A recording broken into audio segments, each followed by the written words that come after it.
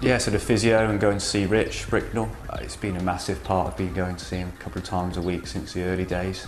I was back on a bike riding reasonably well in the saddle, but completely unable to walk, which is nuts. And you know, I was getting injuries or minor niggles from walking, not from riding the bike. It was the other way around than what I would thought.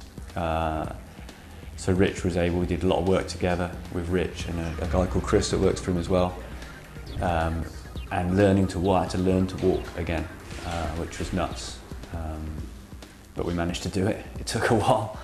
And eventually we've got back to walking, one-legged squats, running. I was on a trampoline last week, jumping on that leg. Having that kind of intensive physio a couple of times a week has been a massive difference. That combined with the gym with Andy has meant that I've been able to recover as quick as I have been.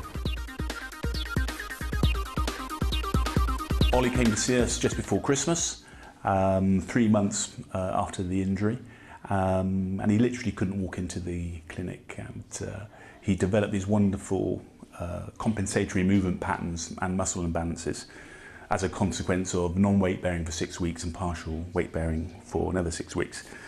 Andy Wadsworth has done a fantastic job on recruiting the gluteal muscles and the muscles around the hip, and we just needed to put this into function. And to ensure that Ollie could have the correct recruitment for the biomechanics of a cyclist.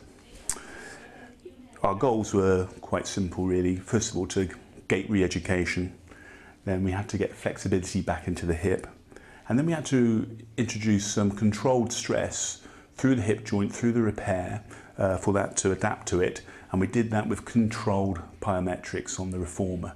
I would strongly advise that you don't do that. This was all done in a controlled environment. The final goal was to make Ollie be able to flex and extend his hip dynamically with a neutral spine on a stable pelvis.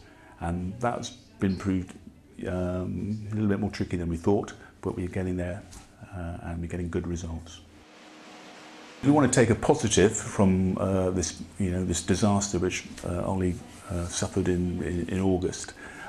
Is that I've got a feeling he will be more biomechanically efficient through going through this process, really paying attention to recruitment, position, and function.